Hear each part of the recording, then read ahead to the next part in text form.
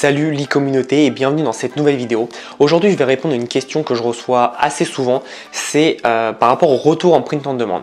Alors le retour en print on demand, c'est un peu le retour comme en dropshipping, c'est tout simple. C'est en fait tu as deux possibilités. Sauf qu'en dropshipping tu vas voir qu'on l'a pas. Pour le dropshipping, ce que tu fais c'est que soit tu les reçois chez toi ou soit tu les renvoies en Chine. Sauf que personne ne le fait parce que tu es d'accord que c'est trop compliqué, que ça coûte trop cher. Donc il te reste le renvoi chez toi. Personnellement, moi j'ai eu pas mal de retours d'expédition, etc. Je les ai jamais renvoyés chez moi. Quand c'était aux États-Unis, j'avais pris une boîte aux lettres qu'ils le mettaient, et puis après, voilà, j'en voulais plus, parce que soit ils étaient cassés, ou soit ils le voulaient plus. Et ce que je faisais, c'est que il l'avait quoi, donc il le gardait. Ou alors ma dernière solution, ça a été de faire du stock chez Amazon, et là ça a été plus simple parce que dès qu'ils en voulaient plus, un postier Amazon le prenait, il le renvoyait à Amazon, et ça c'est vraiment le top parce que tu n'as rien à gérer.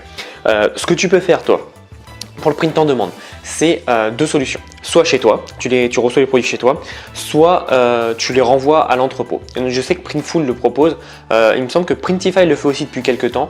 Moi j'ai pas trop eu de retour avec Printify, c'est plus avec Printful où j'ai eu des retours, mais comme je t'ai dit, j'en ai pas eu beaucoup parce que je mets tout au carré avant et j'explique tout, les tailles, etc., les couleurs, bref, j'explique tout.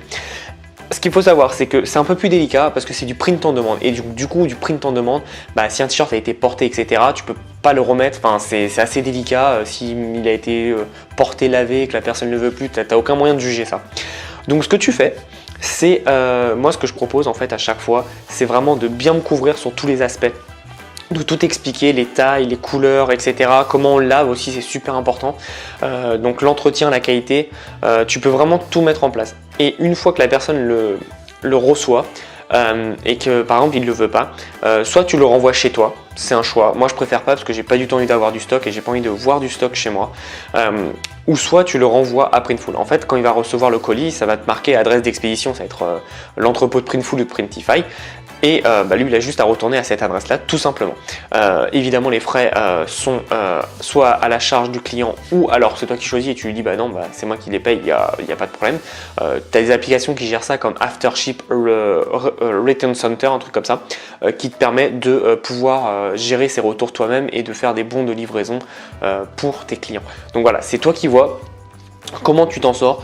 Comme je te dis, moi j'ai de moins en moins de remboursement parce qu'en fait plus j'en avais, plus j'avais des demandes de retour, plus je bloquais de chaque partie. Par exemple, j'expliquais mieux les tailles, j'expliquais comment faire l'entretien, etc., etc. Et la personne, en gros, elle a plus de raison de faire un retour parce que déjà, moi ce que je fais, c'est que j'essaye quand même de lui compliquer la tâche, dans le sens où même si je lui donne un bon de retour, ça veut dire que c'est lui qui doit refaire le paquet, qui doit l'envoyer à la poste, etc. Et ça rajoute des actions supplémentaires. Et j'ai remarqué qu'en ajoutant des actions supplémentaires, mais en étant toujours à disposition du client, on le sait, on est tous fainéants sur certaines parties. Et pour retourner un t-shirt qui a coûté 20 €, certaines personnes ne veulent pas faire la démarche d'aller à la poste, de refaire le paquet, etc. Donc moi c'est pour ça que j'explique bien toutes les étapes et je fais exprès de les complexifier tout en les laissant simples. Par exemple, je dis on vous envoie le bordereau de livraison. Petit 1, imprimez le bordereau de livraison. Petit 2, faites le colis, mais il faut que ça soit une boîte, je sais plus les dimensions, mais voilà, j'explique vraiment les dimensions. Après, je fais renvoyer-le à la poste, etc. Et attendez entre 7 et 10 jours pour avoir votre remboursement une fois qu'on aura validé la qualité, etc. Donc j'explique un truc qui est vrai, hein, c'est totalement la démarche qu'il faut faire, mais j'essaye de le complexifier pour que, en gros, l'acheteur abandonne entre guillemets le fait de vouloir se faire rembourser ou de faire un retour. C'est une petite technique que j'ai développée et qui m'a permis de réduire considérablement mes abandons, enfin pas mes abandons mais mes retours de produits.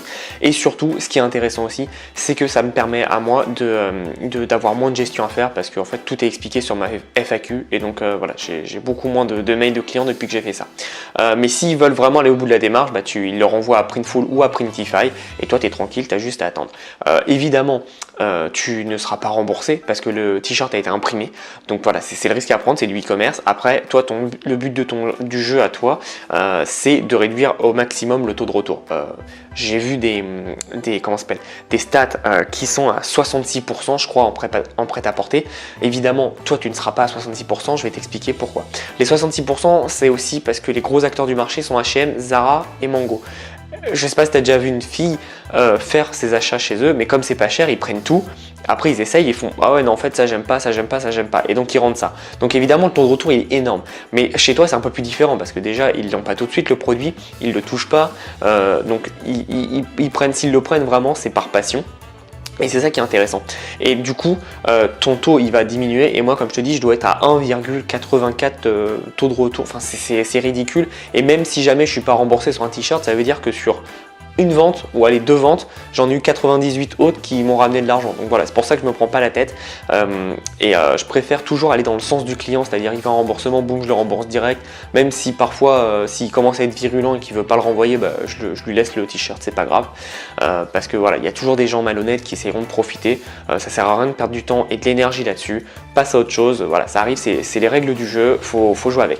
Mais en tout cas, pense bien à faire ça, ça peut être vraiment intéressant pour toi de bien gérer tes retours et de les diminuer surtout, parce que c'est ça vraiment ton but, toi, c'est quand le client arrive sur ta fiche produit, il sache tout et qu'il n'ait pas trop de questions. Déjà, tu vas gagner du temps en termes de service client et surtout, faut pas qu'il ait des doutes, etc. Il se dit ouais, mais comment on va le laver, ouais, mais s'il me va pas, etc. Moi, ce que je te conseille vraiment, c'est de mettre comment on le lave, pardon. Comment il taille. Donc il y a des tableaux sur Printify qui sont directement intégrés, tu as juste à le traduire en français, voilà, c'est pas compliqué et comme ça toi ça te permet de tout savoir et de bien gérer ton business. Donc si tu vas aller plus loin en print en demande, j'ai toujours mes 50 idées de niche en print en demande. Je pense qu'elles vous plaisent parce que j'ai pas mal de questions là-dessus, donc c'est super. Et si tu vas aller encore plus loin et passer à l'étape d'au-dessus, j'ai toujours ma formation Print en demande Academy qui est disponible. On a rajouté énormément de contenu en août, donc là elle est vraiment très complète et par rapport au prix, je pense que c'est donné parce qu'il y a du contenu et de la valeur vraiment de façon très importante. Je pense qu'il n'y a pas plus complet sur le marché français. Donc n'hésite pas à passer à l'action si tu es intéressé par le print en demande. Si tu veux me suivre encore plus loin, j'ai mon Facebook, j'ai ma chaîne, donc abonne-toi à la chaîne sans problème et mets un petit j'aime si tu as aimé évidemment la vidéo. Nous on se revoit dans une prochaine vidéo et en attendant, passe à l'action.